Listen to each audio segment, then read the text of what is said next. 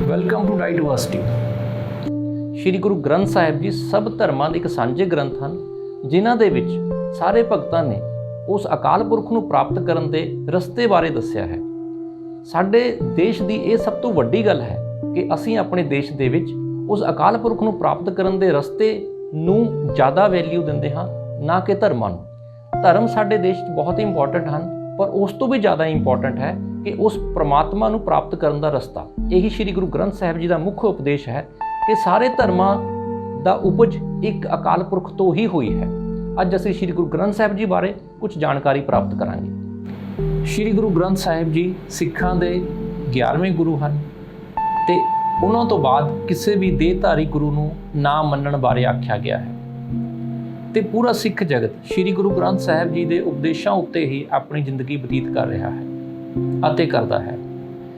ਗੁਰੂ ਗ੍ਰੰਥ ਸਾਹਿਬ ਜੀ ਦੀ ਰਚਨਾ ਕਿਵੇਂ ਹੋਈ, ਕਿੱਥੇ ਇਹਨਾਂ ਦੀ ਛਪਾਈ ਕੀਤੀ ਜਾਂਦੀ ਹੈ, ਇਹਨਾਂ ਦੇ ਕਿਹੜੀ ਵੈਬਸਾਈਟ ਦੇ ਉੱਤੇ ਇਹਨਾਂ ਦੀ ਪੂਰੀ ਗੁਰਬਾਣੀ ਉਪਲਬਧ ਹੈ, ਕਿੰਨੇ ਇਹਨਾਂ 'ਚ ਸ਼ਬਦ ਨੇ, ਕਿੰਨੇ ਭਗਤਾਂ ਦੀ ਬਾਣੀ ਦਰਜ ਹੈ, ਇਸ ਬਾਰੇ ਅਸੀਂ ਅੱਜ ਸਾਰੀ ਜਾਣਕਾਰੀ ਪ੍ਰਾਪਤ ਕਰਾਂਗੇ। ਸ਼੍ਰੀ ਗੁਰੂ ਗ੍ਰੰਥ ਸਾਹਿਬ ਜੀ ਜਿੱਥੇ ਸਪਿਰਿਚੁਅਲ ਅਥਾਰਟੀ ਹਨ ਸਿੱਖ ਧਰਮ ਦੇ ਵਿੱਚ, ਉੱਥੇ ਹੀ ਵਰਲਡ ਦੇ ਸਾਰੇ ਮਹਾਂਪੁਰਸ਼ਾਂ ਦੀ ਬਾਣੀ ਜੋ ਉਸ ਸਮੇਂ ਤੱਕ ਕਿਸੇ ਵੀ ਜਗ੍ਹਾ 'ਤੇ ਸੰਗ੍ਰਹਿਤ ਇਕੱਠੀ ਨਹੀਂ ਕੀਤੀ ਗਈ ਸੀ, ਇਸ ਵਿੱਚ ਇਕੱਠੀ ਕੀਤੀ ਗਈ। ਜਿੰਨੇ ਹੀ ਲੋਕਾਂ ਨੇ ਪਰਮਾਤਮਾ ਨੂੰ ਜਾਂ ਪਰਮਾਤਮਾ ਦੇ ਜਾਣ ਤੱਕ ਦੇ ਰਸਤੇ ਨੂੰ ਜਾਣਿਆ ਹੈ, ਉਹਨਾਂ ਸਭ ਭਗਤਾਂ ਦੀ ਬਾਣੀ ਵੀ ਸ਼੍ਰੀ ਗੁਰੂ ਗ੍ਰੰਥ ਸਾਹਿਬ ਜੀ ਦੇ ਵਿੱਚ ਦਰਜ ਹੈ। ਸ਼੍ਰੀ ਗੁਰੂ ਗ੍ਰੰਥ ਸਾਹਿਬ ਜੀ ਦੇ 1430 ਅੰਗ ਹਨ। ਇਹਨਾਂ ਨੂੰ ਤੁਸੀਂ ਪੰਨੇ ਜਾਂ ਪੇਜ ਵੀ ਕਹਿ ਸਕਦੇ ਹੋ। ਸ਼੍ਰੀ ਗੁਰੂ ਗ੍ਰੰਥ ਸਾਹਿਬ ਜੀ ਦੇ ਵਿੱਚ 5894 ਸ਼ਬਦ ਹਨ ਅਤੇ ਕੁੱਲ 35 ਮਹਾਂਪੁਰਖਾਂ ਦੀ ਬਾਣੀ, ਗੁਰੂਆਂ ਅਤੇ ਭਗਤਾਂ ਦੀ ਬਾਣੀ ਇਸ ਵਿੱਚ ਦਰਜ ਹੈ। ਸ਼੍ਰੀ ਗੁਰੂ ਗ੍ਰੰਥ ਸਾਹਿਬ ਜੀ ਦੇ ਵਿੱਚ ਬਾਣੀ 60 ਰਾਗਾਂ ਦੇ ਵਿੱਚ ਦਰਜ ਕੀਤੀ ਗਈ ਹੈ। ਸ਼੍ਰੀ ਗੁਰੂ ਗ੍ਰੰਥ ਸਾਹਿਬ ਜੀ ਦੇ ਹਰ ਪੇਜ ਦੇ ਉੱਤੇ 19 ਲਾਈਨਾਂ ਹਨ। ਸ਼੍ਰੀ ਗੁਰੂ ਗ੍ਰੰਥ ਸਾਹਿਬ ਜੀ ਨੂੰ ਗੁਰਮੁਖੀ, ਬ੍ਰਜ, ਕੌਰਵੀ, ਸੰਸਕ੍ਰਿਤ, ਸਿੰਧੀ ਤੇ ਪਾਰਸੀ ਭਾਸ਼ਾਵਾਂ ਵਿੱਚ ਲਿਖਿਆ ਗਿਆ ਹੈ।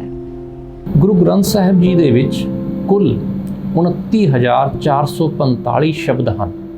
ਸ਼੍ਰੀ ਗੁਰੂ ਗ੍ਰੰਥ ਸਾਹਿਬ ਜੀ ਦੇ ਵਿੱਚ ਕੁੱਲ ਲਾਈਨਾਂ 26,852 ਹਨ। ਗੁਰੂ ਗ੍ਰੰਥ ਸਾਹਿਬ ਜੀ ਦੇ ਵਿੱਚ 3,98,697 ਕੁੱਲ ਅੱਖਰ ਹਨ, ਅਕਸ਼ਰ। ਅਤੇ ਸ਼੍ਰੀ ਗੁਰੂ ਗ੍ਰੰਥ ਸਾਹਿਬ ਜੀ ਦੇ ਵਿੱਚ ਹਰੀ ਸ਼ਬਦ 9288 ਵਾਰ ਆਇਆ ਹੈ।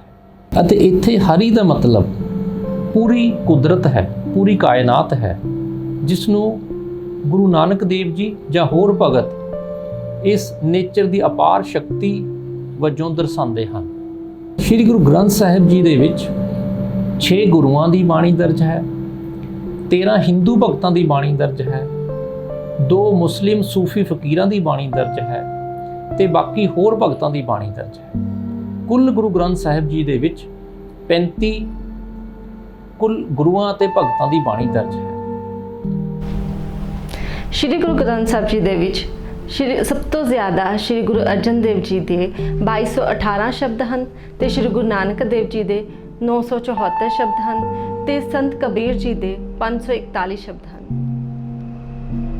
ਗੁਰੂ ਗ੍ਰੰਥ ਸਾਹਿਬ ਜੀ ਦਾ ਜੋ ਆਫੀਸ਼ੀਅਲ ਫਸਟ ਵਰਜਨ ਹੈ, ਉਹ 1604 ਈਸਵੀ ਵਿੱਚ ਸ਼੍ਰੀ ਗੁਰੂ ਅਰਜਨ ਦੇਵ ਜੀ ਵੱਲੋਂ ਤਿਆਰ ਕੀਤਾ ਗਿਆ ਸੀ ਅਤੇ ਉਸ ਤੋਂ ਬਾਅਦ ਸ਼੍ਰੀ ਗੁਰੂ ਗੋਬਿੰਦ ਸਿੰਘ ਜੀ ਨੇ ਭਾਈ ਮਨੀ ਸਿੰਘ ਜੀ ਦੇ ਨਾਲ 1704 ਈਸਵੀ ਦੇ ਵਿੱਚ ਗੁਰੂ ਗ੍ਰੰਥ ਸਾਹਿਬ ਜੀ ਦਾ ਇੱਕ ਫਾਈਨਲ ਵਰਜਨ ਤਿਆਰ ਕੀਤਾ। ਸ਼੍ਰੀ ਗੁਰੂ ਗੋਬਿੰਦ ਸਿੰਘ ਜੀ ਵੱਲੋਂ ਤਿਆਰ ਕੀਤੇ ਗਏ ਗੁਰੂ ਗ੍ਰੰਥ ਸਾਹਿਬ ਜੀ ਦੇ ਇਸ ਫਾਈਨਲ ਤੇ ਆਫੀਸ਼ੀਅਲ ਵਰਜਨ ਨੂੰ 1707 ਈਸਵੀ ਦੇ ਵਿੱਚ ਤੋਸ਼ਖਾਨਾ ਗੁਰਦੁਆਰਾ ਸਾਹਿਬ ਵਿਖੇ ਸਥਾਪਿਤ ਕੀਤਾ ਗਿਆ ਅਤੇ ਇਹ ਨਾਂਦੇੜ, ਮਹਾਰਾਸ਼ਟਰ ਦੇ ਵਿੱਚ ਹੈ।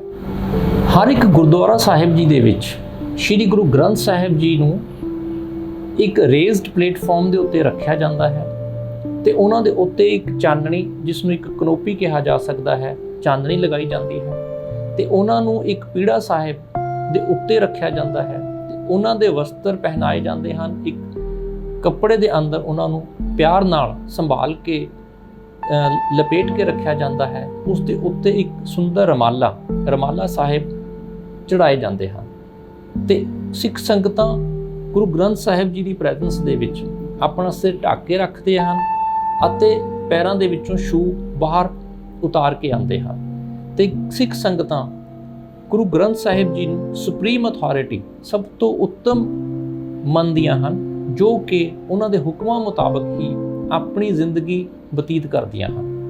ਗੁਰੂ ਗ੍ਰੰਥ ਸਾਹਿਬ ਜੀ ਦੇ ਸਤਿਕਾਰ ਵਜੋਂ ਹਮੇਸ਼ਾ ਗੁਰੂ ਗ੍ਰੰਥ ਸਾਹਿਬ ਜੀ ਦੀ ਸਾਂਭ ਸੰਭਾਲ ਲਈ ਇੱਕ ਗ੍ਰੰਥੀ ਸਿੰਘ ਦੀ ਡਿਊਟੀ ਲਗਾਈ ਜਾਂਦੀ ਹੈ ਤੇ ਗੁਰੂ ਗ੍ਰੰਥ ਸਾਹਿਬ ਜੀ ਦੇ ਰਾਇਲਟੀ ਸਦਕਾ ਉਹਨਾਂ ਦੇ ਉੱਤੇ ਹਮੇਸ਼ਾ ਚੌਰ ਕੀਤੀ ਜਾਂਦੀ ਹੈ ਤੇ ਜੋ ਵੀ ਸੰਗਤਾਂ ਉਹਨਾਂ ਸਾਹਮਣੇ ਆਉਂਦੀਆਂ ਹਨ ਉਹ ਸਿਰ ਝੁਕਾ ਕੇ ਉਹਨਾਂ ਦਾ ਸਤਿਕਾਰ ਕਰਦੀਆਂ ਹਨ ਅਤੇ ਪੈਰਾਂ ਤੋਂ ਜੁੱਤੀਆਂ ਉਤਾਰ ਕੇ ਸਿਰ ਢੱਕ ਕੇ ਇੱਕ ਵਾਰ ਜ਼ਰੂਰ ਨਤਮਸਤਕ ਹੁੰਦੀਆਂ ਹਨ। ਇੱਕ ਰੈਗੂਲਰ ਰਿਚੁਅਲ ਮੁਤਾਬਿਕ ਸ੍ਰੀ ਗੁਰੂ ਗ੍ਰੰਥ ਸਾਹਿਬ ਜੀ ਨੂੰ ਹਰ ਰੋਜ਼ ਸਵੇਰੇ ਹਰ ਇੱਕ ਗੁਰਦੁਆਰਾ ਸਾਹਿਬ ਦੇ ਵਿੱਚ ਪ੍ਰਕਾਸ਼ ਕੀਤਾ ਜਾਂਦਾ ਹੈ।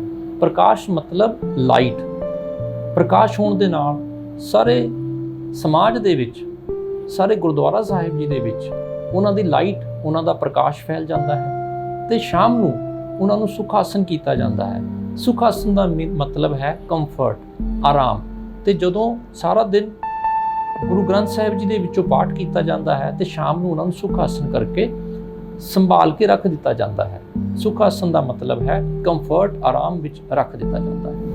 ਸ਼੍ਰੀ ਗੁਰੂ ਗ੍ਰੰਥ ਸਾਹਿਬ ਜੀ ਨੂੰ 2006 ਤੋਂ ਪਹਿਲਾਂ ਜੀਵਨ ਸਿੰਘ ਚਤਰ ਸਿੰਘ ਨਾਮਕ ਪ੍ਰਿੰਟਿੰਗ ਪ੍ਰੈਸ ਦੇ ਵਿੱਚ ਛਪਾਈ ਕੀਤੀ ਜਾਂਦੀ ਸੀ, ਪਰ 2006 ਤੋਂ ਬਾਅਦ ਕੁਝ ਕਾਰਨਾਂ ਕਰਕੇ ਜੀਵਨ ਸਿੰਘ ਚਤਰ ਸਿੰਘ ਪ੍ਰਿੰਟਿੰਗ ਪ੍ਰੈਸ ਦੇ ਵਿੱਚ ਇਹਨਾਂ ਦੀ ਛਪਾਈ ਬੰਦ ਕਰ ਦਿੱਤੀ ਗਈ ਤੇ ਹੁਣ ਸਾਰੀ ਦੀ ਸਾਰੀ ਛਪਾਈ ਪ੍ਰਿੰਟਿੰਗ SGPC ਵੱਲੋਂ ਹਰਮੰਦਰ ਸਾਹਿਬ ਵਿਖੇ ਅੰਮ੍ਰਿਤਸਰ ਵਿੱਚ ਹੀ ਕੀਤੀ ਜਾਂਦੀ ਹੈ। ਇਸ ਤੋਂ ਇਲਾਵਾ ਸ਼੍ਰੀ ਰਕਾਬਗੰਜ ਸਾਹਿਬ ਵਿਖੇ ਦਿੱਲੀ ਗੁਰਦੁਆਰਾ ਮੈਨੇਜਮੈਂਟ ਕਮੇਟੀ ਵੱਲੋਂ ਗੁਰੂ ਗ੍ਰੰਥ ਸਾਹਿਬ ਜੀ ਦੀ ਛਪਾਈ ਕੀਤੀ ਜਾਂਦੀ ਹੈ ਤੇ ਇਹ ਗੁਰੂ ਗ੍ਰੰਥ ਸਾਹਿਬ ਜੀ ਦੇ ਛਪਾਈ ਕਰਨ ਤੋਂ ਬਾਅਦ ਜੋ ਸਰੂਪ ਪੈਦਾ ਹੁੰਦੇ ਹਨ, ਬਣਦੇ ਹਨ, ਉਹਨਾਂ ਨੂੰ ਦੇਸ਼ ਤੋਂ ਬਾਹਰ ਅਗਰ ਭੇਜਿਆ ਜਾਂਦਾ ਹੈ ਤਾਂ ਉਹ ਦਿੱਲੀ ਗੁਰਦੁਆਰਾ ਮੈਨੇਜਮੈਂਟ ਕਮੇਟੀ ਵੱਲੋਂ ਭੇਜਿਆ ਜਾਂਦਾ ਹੈ। ਸ਼੍ਰੀ ਗੁਰੂ ਗ੍ਰੰਥ ਸਾਹਿਬ ਜੀ ਦਾ ਓਰੀਜਨਲ ਵਰਜ਼ਨ ਜੋ ਸ਼੍ਰੀ ਗੁਰੂ ਅਰਜਨ ਦੇਵ ਜੀ ਵੱਲੋਂ ਲਿਖਿਆ ਗਿਆ ਸੀ, ਤਿਆਰ ਕੀਤਾ ਗਿਆ ਸੀ, ਅੱਜ ਵੀ ਸੋਢੀ ਫੈਮਿਲੀ ਕਰਤਾਰਪੁਰ ਵਿਖੇ ਪਿਆ ਹੈ ਤੇ ਉਹਨਾਂ ਦੀ ਦੇਖ ਰੇਖ ਅੱਜ ਵੀ ਉਹ ਸੋਢੀ ਫੈਮਿਲੀ ਕਰ ਰਹੀ ਹੈ ਤੇ ਉਹਨਾਂ ਨੂੰ ਪੋਥੀ ਸਾਹਿਬ ਕਿਹਾ ਜਾਂਦਾ ਹੈ ਤੇ ਉਹ ਥੰਮ ਸਾਹਿਬ ਗੁਰਦੁਆਰਾ ਸਾਹਿਬ ਜੀ ਵਿੱਚ ਅੱਜ ਵੀ ਪਏ ਹਨ।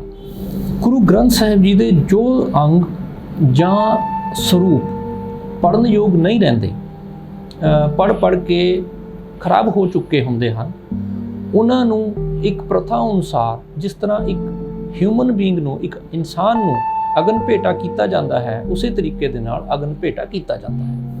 ਇਹ ਅਗਨ ਭੇਟਾ ਦਾ ਕੰਮ ਰਾਮਸਰ ਗੋਇੰਦਵਾਲ ਸਾਹਿਬ ਅੰਮ੍ਰਿਤਸਰ ਵਿਖੇ ਆਥੋਰਾਈਜ਼ਡ ਰੂਪ ਨਾਲ ਇਹਨਾਂ ਅਥਾਰਟੀਜ਼ ਵੱਲੋਂ ਹੀ ਪੂਰਨ ਕੀਤਾ ਜਾਂਦਾ ਹੈ।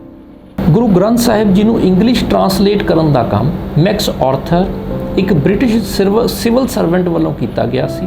ਉਹਨਾਂ ਨੇ ਇਹ ਕੰਮ 1909 ਦੇ ਵਿੱਚ ਪੂਰਨ ਕੀਤਾ ਸੀ ਤੇ ਉਹਨਾਂ ਦਾ ਇਹ ਕੰਮ ਜਿੰਨਾ ਵੀ ਹੋਇਆ, ਪੂਰਨ ਤਾਂ ਨਹੀਂ ਹੋ ਸਕਿਆ ਸੀ, ਪਰ ਜਿੰਨਾ ਵੀ ਹੋਇਆ ਉਹਨਾਂ ਨੇ ਇਹ ਆਪਣਾ ਇੰਗਲਿਸ਼ ਟਰਾਂਸਲੇਸ਼ਨ ਦਾ ਵਰਜ਼ਨ ਆਕਸਫੋਰਡ ਯੂਨੀਵਰਸਿਟੀ ਦੇ ਵਿੱਚ ਜਮ੍ਹਾਂ ਕਰਵਾਇਆ ਤੇ ਅੱਜ ਵੀ ਇਹ ਆਕਸਫੋਰਡ ਯੂਨੀਵਰਸਿਟੀ ਦੇ ਵਿੱਚ ਪਿਆ ਹੋਇਆ ਹੈ। ਇਸ ਤੋਂ ਇਲਾਵਾ ਅਰਨੈਸਟ ਯੰਗ, ਇੱਕ ਜਰਮਨ ਫਿਲਾਸਫਰ ਨੇ ਸ਼੍ਰੀ ਗੁਰੂ ਗ੍ਰੰਥ ਸਾਹਿਬ ਜੀ ਨੂੰ ਜਰਮਨ ਲੈਂਗੁਏਜ ਦੇ ਵਿੱਚ ਟਰਾਂਸਲੇਟ ਕਰਨ ਦਾ ਕੰਮ ਸਟਾਰਟ ਕੀਤਾ ਸੀ। ਉਹਨਾਂ ਨੇ ਵੀ ਇਹ ਕੰਮ ਬਹੁਤ ਪੂਰਾ ਨਹੀਂ ਕੀਤਾ, ਪਰ ਜਿੰਨਾ ਵੀ ਕੀਤਾ ਉਹ 1877 ਈਸਵੀ ਦੇ ਵਿੱਚ ਉਹਨਾਂ ਦਾ ਕੰਮ ਕੰਪਲੀਟ ਹੋਣ ਤੋਂ ਬਾਅਦ ਜਰਮਨ ਦੇ ਵਿੱਚ ਹੀ ਪਿਆ ਹੋਇਆ ਹੈ। ਸ਼੍ਰੀ ਗੁਰੂ ਗ੍ਰੰਥ ਸਾਹਿਬ ਜੀ ਦੇ ਵਿੱਚ ਕੋਈ ਵੀ ਪੰਚੁਏਸ਼ਨ ਮਾਰਕ ਨਹੀਂ ਹੈ, ਨਾ ਕੋਮਾ, ਨਾ ਕੋਲਨ, ਨਾ ਸੈਮੀਕੋਲਨ, ਅੱਧਕ ਤੇ ਪੈਰੀ ਬਿੰਦੀ। ਇਹਨਾਂ ਦਾ ਪ੍ਰਯੋਗ ਸ਼੍ਰੀ ਗੁਰੂ ਗ੍ਰੰਥ ਸਾਹਿਬ ਜੀ ਦੇ ਵਿੱਚ ਨਹੀਂ ਕੀਤਾ ਗਿਆ। ਸ਼੍ਰੀ ਗੁਰੂ ਗ੍ਰੰਥ ਸਾਹਿਬ ਜੀ ਨੂੰ ਇੰਟਰਨੈਟ ਦੇ ਉੱਤੇ ਪੜ੍ਹਨ ਦੇ ਲਈ shriGranth.org, gurugranthdarpan.com, gurbanisearch.com ਤੇ ਜਾ ਕੇ ਪੜ੍ਹਿਆ ਜਾ ਸਕਦਾ ਹੈ। ਇਹਨਾਂ ਦੇ ਲਿੰਕ ਨੀਚੇ ਦਿੱਤੇ ਗਏ ਹਨ। ਅਗਰ ਕਿਸੇ ਨੇ ਸ਼੍ਰੀ ਗੁਰੂ ਗ੍ਰੰਥ ਸਾਹਿਬ ਜੀ ਨੂੰ ਇੰਟਰਨੈਟ ਤੇ ਪੜ੍ਹਨਾ ਹੈ ਤਾਂ ਪੰਨਾ ਨੰਬਰ ਪਾ ਕੇ ਉਹ ਉਸ ਪੰਨੇ ਨੂੰ ਪੂਰੀ ਤਰ੍ਹਾਂ ਪੜ੍ਹ ਸਕਦੇ ਹਨ। ਅੱਜ ਇਹ ਸ਼੍ਰੀ ਗੁਰੂ ਗ੍ਰੰਥ ਸਾਹਿਬ ਜੀ ਦੀ ਪੂਰਨ ਬਾਣੀ ਇੰਟਰਨੈਟ ਦੇ ਉੱਤੇ ਉਪਲਬਧ ਹੈ। ਸ਼੍ਰੀ ਗੁਰੂ ਗ੍ਰੰਥ ਸਾਹਿਬ ਜੀ ਦੇ ਕੁਝ ਮੁੱਖ ਉਪਦੇਸ਼ ਇਸ ਪ੍ਰਕਾਰ ਹਨ। ਪਹਿਲਾ, ਸ਼੍ਰੀ ਗੁਰੂ ਗ੍ਰੰਥ ਸਾਹਿਬ ਜੀ ਨੇ ਦੱਸਿਆ ਹੈ ਕਿ ਪ੍ਰਮਾਤਮਾ ਇੱਕ ਹੈ ਅਤੇ ਸਾਰੇ ਧਰਮਾਂ ਦਾ ਪਰਮਾਤਮਾ ਇੱਕ ਹੀ ਹੈ ਤੇ ਸਾਰਾ ਜਗਤ ਉਸ ਦੇ ਵਿੱਚੋਂ ਹੀ ਉਪਜਿਆ ਹੈ। ਸ੍ਰੀ ਗੁਰੂ ਗ੍ਰੰਥ ਸਾਹਿਬ ਜੀ ਦੇ ਵਿੱਚ ਨਾਰੀ ਅਤੇ ਪੁਰਸ਼ ਨੂੰ ਬਰਾਬਰਤਾ ਦਾ ਦਰਜਾ ਦਿੱਤਾ ਗਿਆ ਹੈ। ਗੁਰੂ ਗ੍ਰੰਥ ਸਾਹਿਬ ਜੀ ਦਾ ਉਪਦੇਸ਼ ਹੈ ਕਿ ਸਾਰੇ ਮਨੁੱਖਾਂ ਨੂੰ ਜੋ ਵੀ ਧਰਤੀ ਤੇ ਪੈਦਾ ਹੋਏ ਹਨ, ਕਾਮ, ਕ੍ਰੋਧ, ਲੋਭ, ਮੋਹ, ਹੰਕਾਰ ਤੋਂ ਬਚ ਕੇ ਰਹਿਣਾ ਚਾਹੀਦਾ ਹੈ। ਇਹੀ ਮਨੁੱਖਤਾ ਦੇ ਸਭ ਤੋਂ ਵੱਡੇ ਦੁਸ਼ਮਣ ਹਨ। ਸ੍ਰੀ ਗੁਰੂ ਗ੍ਰੰਥ ਸਾਹਿਬ ਜੀ ਦਾ ਉਪਦੇਸ਼ ਹੈ ਕਿ ਸੈਲਫਲੈਸ ਸਰਵਿਸ, ਆਪਣੇ ਆਪ ਦੀ ਪਰਵਾਹ ਕੀਤੇ ਬਿਨਾ ਇਸ ਮਨੁੱਖਤਾ ਦੀ ਸੇਵਾ ਕਰਨੀ ਹੈ।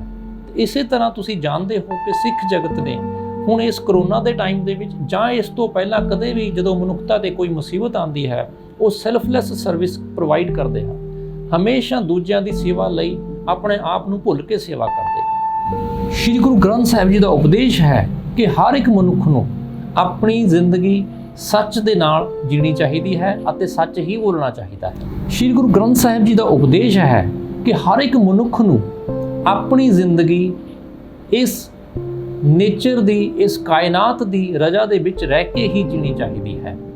ਗੁਰੂ ਨਾਨਕ ਦੇਵ ਜੀ ਨੇ ਵੀ ਕਿਹਾ ਹੈ, ਇਹ ਵੀ ਦਾਤ ਤੇਰੀ ਦਾਤਾਰ। ਸ੍ਰੀ ਗੁਰੂ ਗ੍ਰੰਥ ਸਾਹਿਬ ਜੀ ਦੇ ਉਪਦੇਸ਼ ਅਨੁਸਾਰ ਹਰ ਇੱਕ ਇਨਸਾਨ ਨੂੰ ਆਪਣੀ ਜ਼ਿੰਦਗੀ ਪਿਆਰ ਅਤੇ ਦਇਆ ਦੇ ਨਾਲ ਬਤੀਤ ਕਰਨੀ ਚਾਹੀਦੀ ਹੈ ਅਤੇ ਨਫ਼ਰਤ ਨੂੰ ਆਪਣੀ ਜ਼ਿੰਦਗੀ ਦੇ ਵਿੱਚ ਕਦੇ ਵੀ ਕੋਈ ਥਾਂ ਨਹੀਂ ਦੇਣੀ ਚਾਹੀਦੀ ਹੈ।